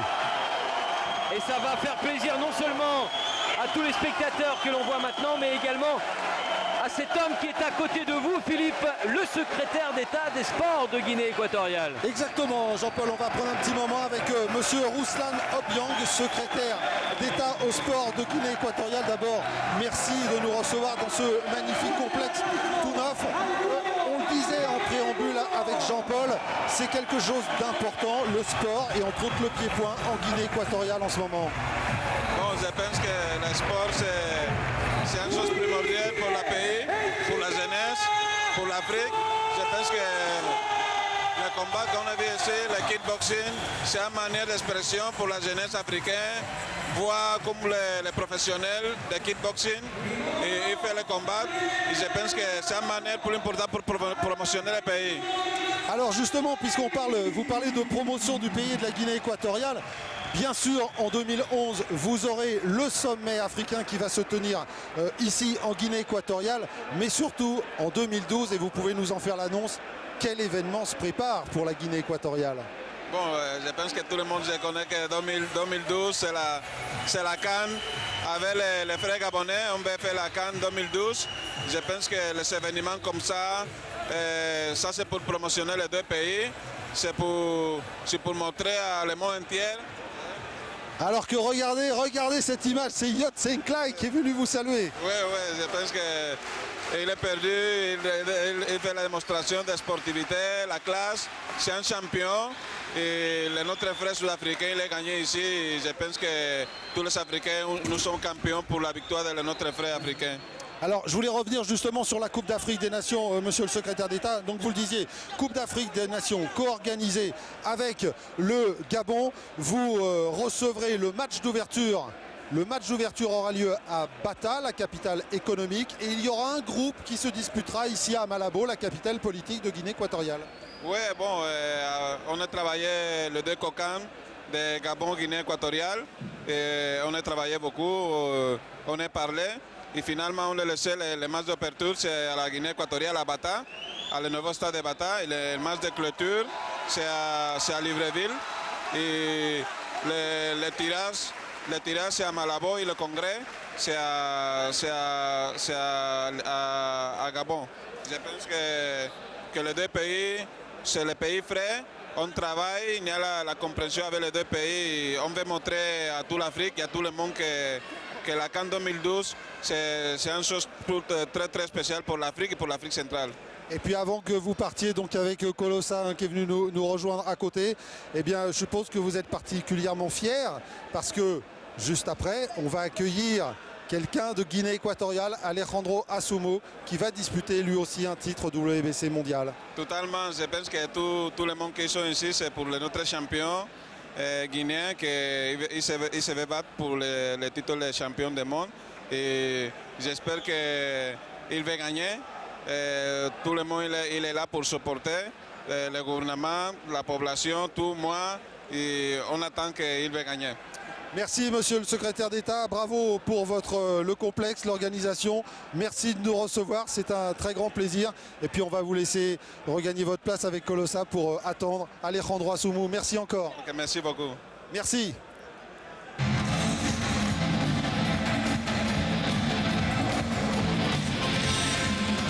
Et bien sûr, tout le monde attend Alejandro Asumo qui va rentrer donc juste après dans le coin bleu. Écoutez, Philippe, avec ce qu'on a vécu avec Azuma, cette ferveur africaine, je me demande ce que ça va être avec Alejandro Asumo, qui est d'origine effectivement guinéo-équatorienne, qui s'entraîne à Madrid, hein, mais qui l'a dit de toute façon, une fois que j'ai terminé ma carrière, je reviens chez moi ici en Guinée équatoriale. Exactement. Pour ouvrir une école. Pour rendre ce que le Muay Thai m'a donné.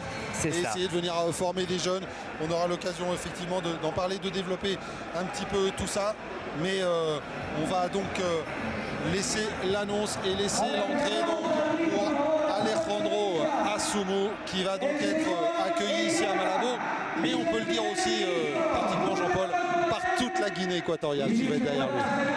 Oui, bien sûr, il y a une nation derrière cet homme-là, une nation qui est en train d'éclore au niveau de la boxe thaï, du sport en général, de ses infrastructures. Et là, on est gâté, hein, parce que quand on voit la qualité de construction, que ce soit le stade extérieur, que ce soit ce palais des sports, derrière nous, il y a une piscine olympique, des terrains de tennis, des stades, c'est incroyable.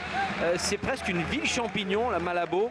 Et au fur et à mesure, mois par mois, ça se transforme et ça devient un très grand centre sportif international. Oui, c'est une volonté des autorités guinéennes de faire deux centres sportifs. Effectivement, celui-ci à Malabo, il y en a un autre à Bata pour accueillir des équipes en préparation, pour préparer les futurs entraîneurs et les futurs sportifs de haut niveau de Guinée. Mais vous l'avez entendu et vous le voyez, très concentré. On va le voir Il est arriver. annoncé sur le ring, Alejandro Asumu, et on va vous laisser vivre ça parce que nul doute que le public sera derrière lui. Il y a une ferveur.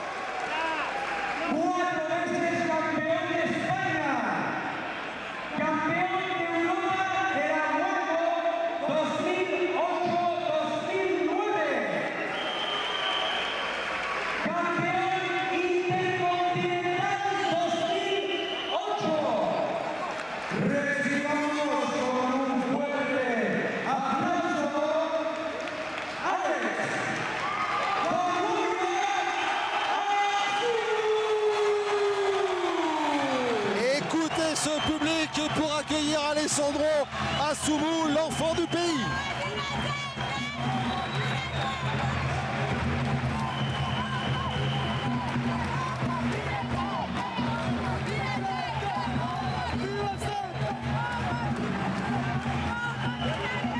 Tout le monde est debout, hein. On a dégagé le passage, normalement il devrait pouvoir accéder. Ah, et puis attention, hein. Voilà. On va être dans de la couleur locale là aussi. Oui, hein. complètement. Regardez, tout le monde est debout. Tout le monde est debout pour l'accueillir. Voilà, regardez le spectacle de danse africaine qui se met en place.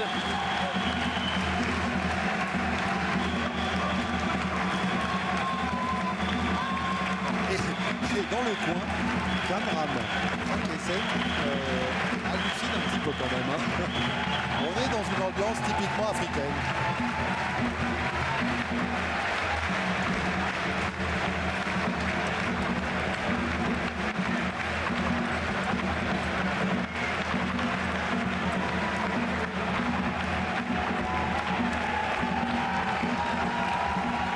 Et ça y est. Ça y est, il est sur le ring.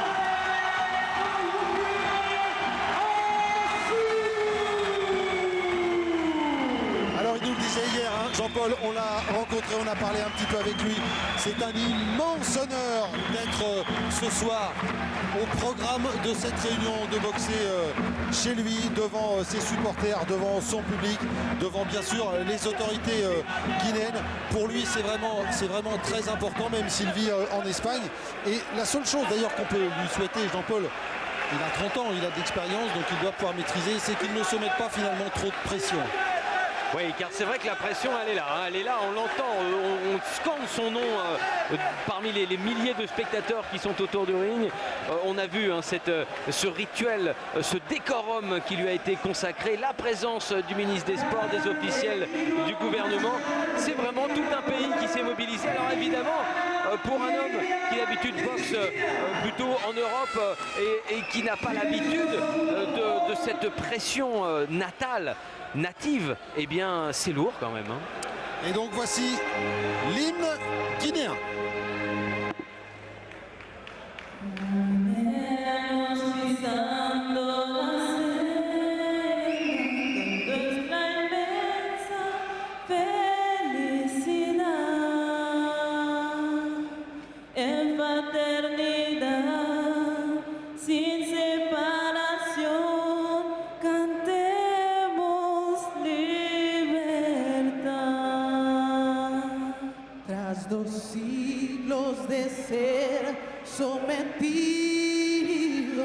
por la dominación colonial, en fraterna unión, sin discriminar, cantemos libertad, gritemos viva, libre Guinea, y defendamos nuestra libertad, cantemos siempre, libre Guinea, y conservemos siempre la unidad, gritemos viva, libre Guinea, damos nuestra libertad, cantemos siempre, libre Guinea, y conservemos la independencia nacional,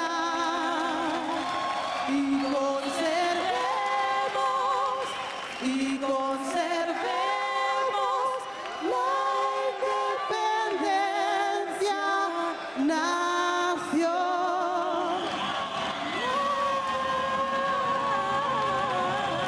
Le caminemos pisando la senza de nuestra immensa felicidad. Voilà, c'est le titre de l'hymne. Marchons sur le chemin du bonheur, interprété a cappella. Et de façon magistrale.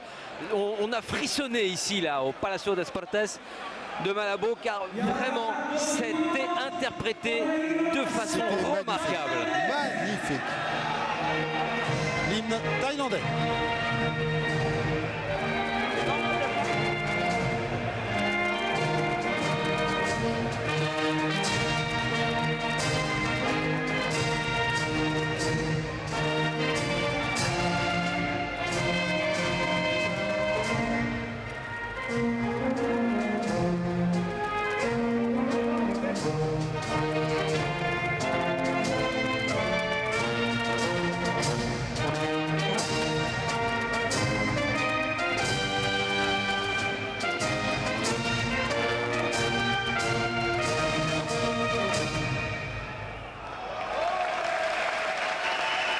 Et l'hymne thaïlandais en l'honneur de Kanram Prakasend, les deux hommes qui ont été pesés hier, 69 kg 300 pour Alejandro Asumu Ossa, 69 kg 800 pour Kanram Prakasend. Ouais, et un sacré chantier qui attend Alejandro Asumu quand même, avec le Thaïlandais. Ouais, car Prakasend, c'est quand même 150 combats, 110 victoires, 42 avant la limite, 38 défaites, 4 nuls. Face à lui, Alejandro Asumu, 67 combats, 55 victoires. Mais attention, Jean-Paul, 55 victoires, 30 avant la limite. Ça veut dire que Alejandro Asumu frappe, 8 défaites, 4 nuls. Ah non, Un mais petit peu moins d'expérience. Non, mais il a l'électricité, c'est sûr. Il a un bon générateur d'installer. Ce qu'il faut maintenant, c'est qu'il puisse avoir l'occasion de se servir de cette puissance, de ce punch face à Kanram. Alors que les deux hommes entament leur ramouet sous l'œil de l'arbitre français. Monsieur Wedleshi. Exactement. L'honneur d'arbitrer ce championnat du monde. Alors, on vous l'a dit, Asumu, il a 2 enfants, 2 garçons. Il vit à Madrid, il s'entraîne à Madrid, mais il est guinéen. Et alors, détail amusant, Jean-Paul, figurez-vous qu'il adore le foot, mais qu'il est supporter de Barcelone. C'est bizarre quand on habite à Madrid. Ah, il ne doit pas se faire que des amis à Madrid alors. Non, mais bon, on ne doit pas l'embêter non plus trop souvent quand même. Il doit être assez tranquille. Alors on vous l'a dit, et vous l'avez vu tout à l'heure, cette soirée sous le patronage, sous le parrainage du secrétaire d'État au sport de la République de Guinée équatoriale. Mais il ne faut pas oublier, mon cher Jean-Paul, que ce soir, eh bien, il y a aussi monsieur l'ambassadeur de France qui est là, monsieur Guy Serriès, qui est venu en voisin qui est venu voir, les boxeurs français et qui nous a rendu visite ce soir. Eh bien, on le salue. Bah oui, et peut-être qu'il va s'inscrire après, plus tard dans la salle, couvrira Alejandro Assumu ici à Malabo. Peut-être. Assumu qui lui a fini son ramouet, alors que côté Prakesend, eh bien, on prend un petit peu plus de temps.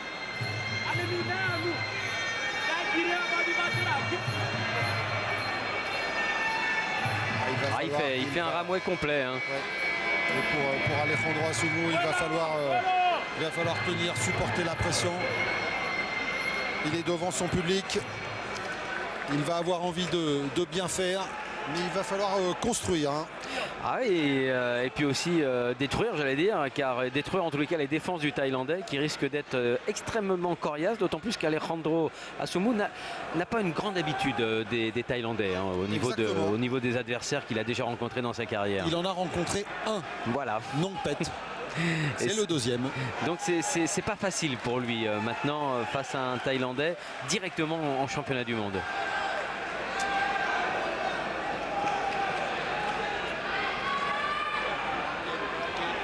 Les dernières recommandations de Monsieur Le Chi. 1, 2, 3, Et c'est parti donc pour ce championnat du monde entre Alejandro Assumu et Kanran Prakesend, le Thaïlandais. Assumu, guinéo-équatorien, qui va vouloir bien sûr briller devant son public. Il a déjà été 4 fois champion d'Espagne de kick, une fois champion d'Europe WACO de kick. Et là, il passe à l'étape supérieure. Assumu avec le championnat du monde. Et c'est lui qui pour l'instant veut donner le rythme avec les points. Ah, il a raison. Et puis il faut qu'il frappe fort tout de suite. Hein. Il ne faut pas qu'il tricote de toute façon. Kanran va vite répliquer aussi. Et il faut qu'il saisisse l'opportunité qu'il pourra avoir immédiatement à Assumu. Oui, ce sera l'occasion peut-être pour lui aussi de se libérer plus vite et plus facilement de la pression s'il en a, de prendre le combat à son compte. C'est bien le low kick qu'il a mis sur la jambe avant. C'est très bien ce qu'il fait là. Ouais, il avance, il travaille sur les points. Il travaille bien en anglaise avec de courts crochets et il fait reculer Prakesend. Ouais, alors que Prakesend démarre, Kanran Prakesend démarre beaucoup plus lentement. Des mouvements plus lents, plus sinueux aussi.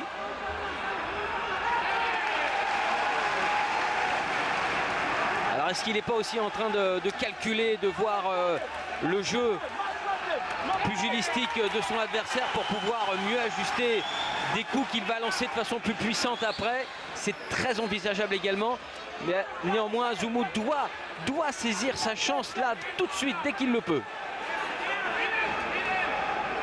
Et on l'a vu, Assumu, il a trouvé quelques bons enchaînements avec les points, donc il continue. Il n'a pas trop besoin pour l'instant d'aller puiser et de forcer sur les jambes. Il suffit qu'il fasse reculer son adversaire, voilà, avec ses petits directs. Ça lui permet de préparer ses enchaînements. Il contrôle bien pour l'instant, il est lucide. Assumu qui est plus un boxeur de kickboxing hein, que de boxe taille pur. Et là pour l'instant il est à l'aise car il n'y a pas d'accrochage, il n'y a pas de clinch, il n'y a pas de coup de genou. C'est bien. Et le travail en bas et avec le crochet droit. Il doit continuer Alejandro Assumu.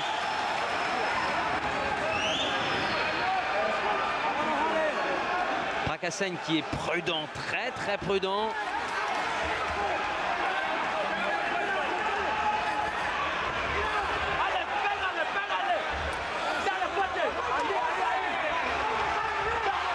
Et les échanges avec les points, avec Assumu qui est plus vite de bras et qui arrive à toucher Prakesend en crochet avec les crochets. Et là c'est à toi à moi, c'est l'affrontement, ils sont dans les cordes et Prakesend qui va au tapis.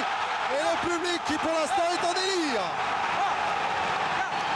Quelle série dans le coin neutre. Un super combo alors qu'il est compté 8 bien sûr, il revient dans le match maintenant Prakesend. Assumu ne doit pas le lâcher, c'est sa chance. Ah, c'est la fin. Et fin de cette première reprise avec donc le Thaïlandais Prakesend qui a été compté. On revoit ses échanges, il est plus vite de bras et c'est lui qui touche le mieux avec ses crochets. Et voilà, la droite au menton.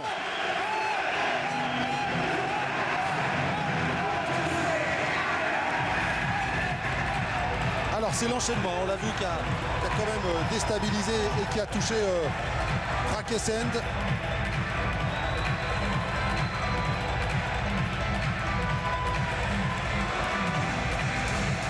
On le revoit ici. C'est bien, c'est bien. Il y a aussi des bonnes répliques au niveau de Prakesend avec les jabs, les contres en gauche, mais c'est pas suffisant. Ici, il est pris de vitesse par Alejandro Asumou. Et cette droite là qui fait déjà mal. La deuxième, c'est celle-là qui envoie au tapis le Thaïlandais.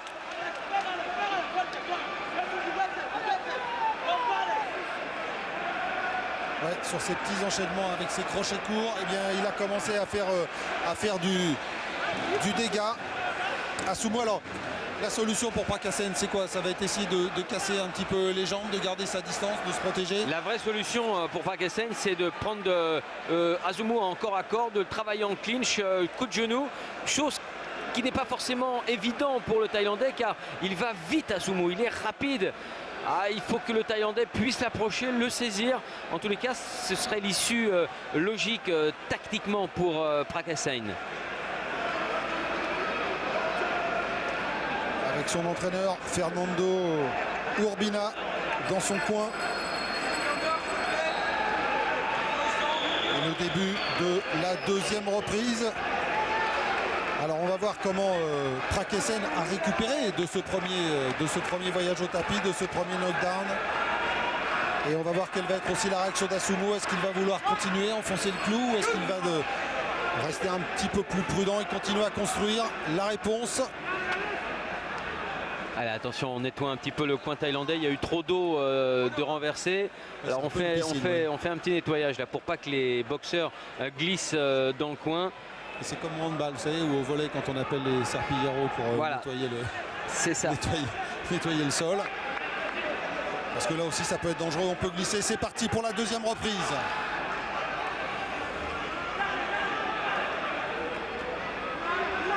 Prakesend qui a décidé de partir plus vite, il a raison, il est très en retard maintenant.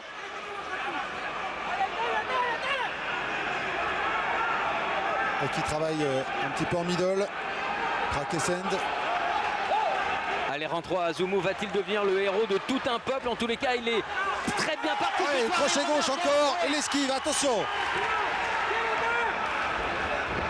Et le balayage de Prakesend.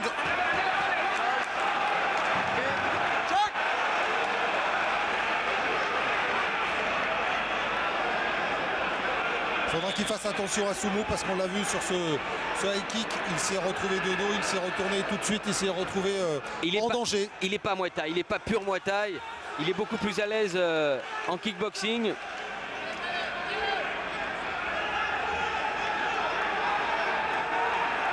Et a priori, il doit y avoir un consensus du règlement sur ce championnat du monde WBC, sur les coups de genoux et les clinches, car il n'y en a pas eu un seul.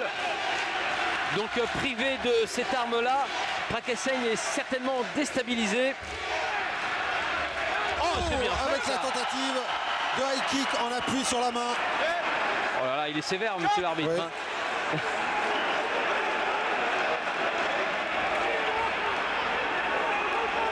Et toujours, c'est travaillé au point. On vous l'a dit, il est rapide au point. Et il travaille très bien avec ses crochets. Asumou, et c'est pas comme ça, peut-être que Prakesend pourra s'en sortir. Et voilà, il s'est accroché. Et l'arbitre qui décide de le compter une deuxième fois.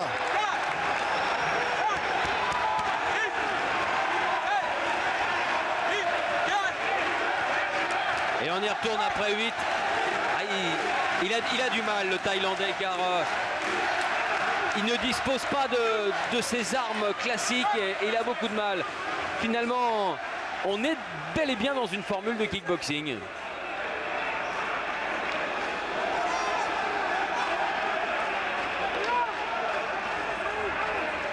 Ouais, vous voyez, il y a séparation immédiate.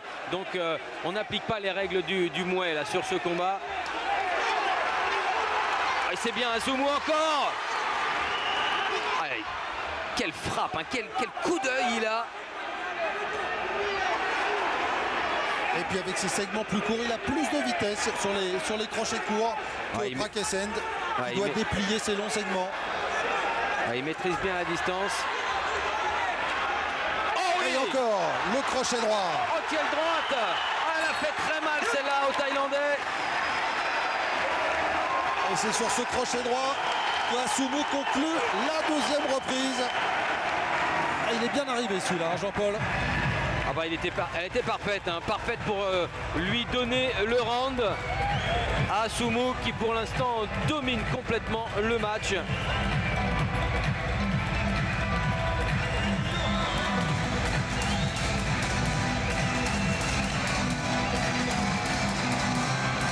on a vu dans le coin Prakessen, il cherche un petit peu, il est un peu perdu.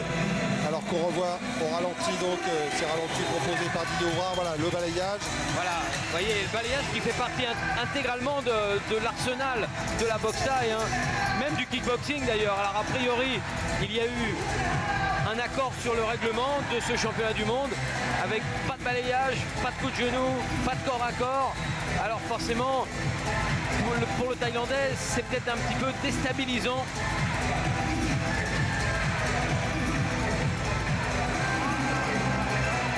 Et regardez cette technique un petit peu suicide, un kamikaze du Thaïlandais.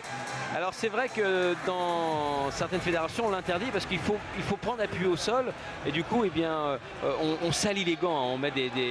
On met des poussières, il y a plein de choses sur le tapis de ring. Mais par contre on a bien vu que dans la frappe on essayait de toucher 2 fois l'adversaire avec les 2 jambes. En voilà, fait on s'appuie c'est ça. sur la main et avec ce coup de pied justement en forme de demi-cercle, on essaye de toucher l'adversaire avec les 2 jambes, avec les 2 pieds. Il n'y a pas beaucoup de boxeurs qui font ça. Eh bien, vous avez eu l'occasion de le voir ce soir ici à Malabo. Et on va attaquer donc la 3e reprise de ce championnat du monde WBC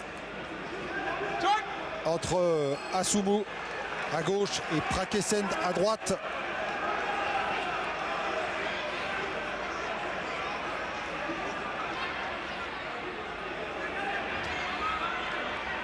Allez, jambes, il faut les sortir. Il a raison, Prakessen. Ouais, les high kicks. On a beaucoup fait parler les points pour l'instant, surtout du côté du guinéo-équatorien. Ça va, il a l'air d'avoir bien récupéré en tout cas Prakessen. Asumou vigilant hein, quand même, avec l'esquive on l'a vu, et puis derrière la contre-attaque tout de suite. Et Prakessen qui cherche. Ah, c'est pas un impulsif, hein, Prakessen. Il essaye de construire son match. Regardez, travailler en feinte sur des changements continus de garde. Oui, bonne droite encore, oh là là. Ah, le coup d'œil, la précision. Seulement, il a accompagné le coup, le Thaïlandais. Et derrière la réplique hein, tout de suite d'Asumou avec les points. Il y a une vraie opposition en plus, hein, Jean-Paul. Là, on voit bien hein, avec Prakessen qui est beaucoup sur les jambes. Et on l'a vu, la tentative de coup de genou. Voilà, ils se sont saisis les deux. Et l'arbitre qui se jette entre les deux pour les séparer. C'est reparti. Bah, c'est la première fois que les deux hommes étaient en clinch avec qu'on avait un coup de genou. Mais ça n'a pas duré. Oh, attention à l'esquive d'Asumou. Ne pas se faire prendre.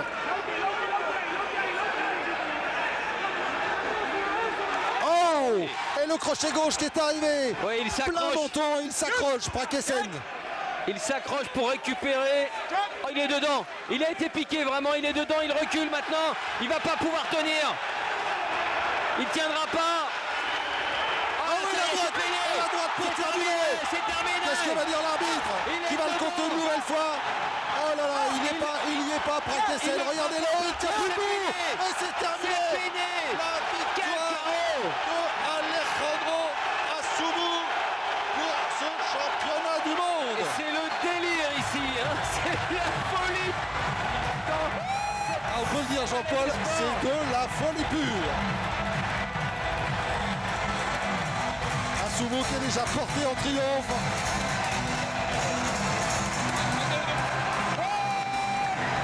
Et on vous l'avait dit, hein, en début de combat, en début de retransmission, Assoumou, il avait remporté 5 victoires, mais il en avait surtout remporté 30 avant la limite.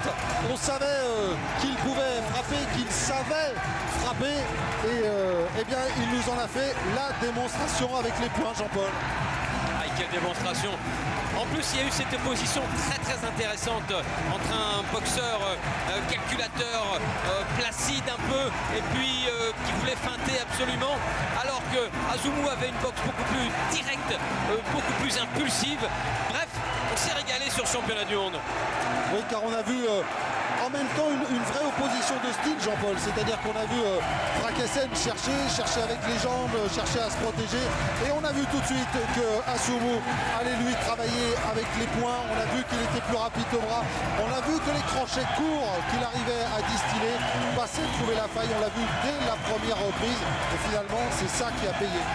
Bien sûr. À partir du moment où il avait trouvé la fenêtre, il a eu raison. Surtout que Prakessen a laissé ouvert. Il y avait des courants d'air, et ben, il les a suivis de toute façon à Assoumou. Il a très bien boxé, il est intelligent, il a un très bon coup d'œil. Je pense que ici, cette consécration qu'il vient d'avoir n'est que le début d'une excellente carrière.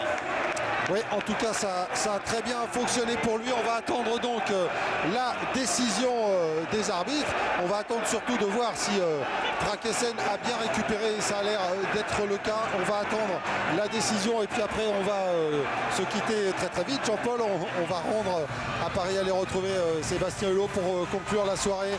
Assoumou qui salue son public. C'est une vraie fête populaire. C'est une vraie liesse ce soir à Malabo. Oui, et puis c'est normal parce que Samy Kepchi a donné l'occasion à tout un peuple de vivre un immense moment sportif. En plus, l'inauguration du Palais des Sports de Malabo. Bref, on est en pleine effervescence. Et avec la consécration de l'enfant du pays, qu'est-ce qu'on pouvait espérer de plus? Exactement, vous le disiez Jean-Paul. Et voici l'annonce.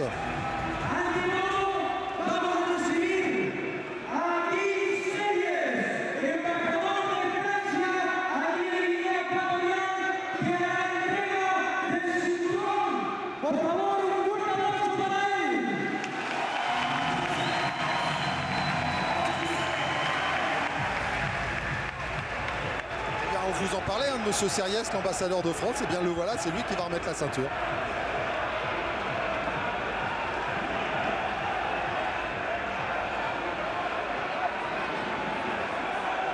Allez, la décision donc qui va être rendue. Ah voilà.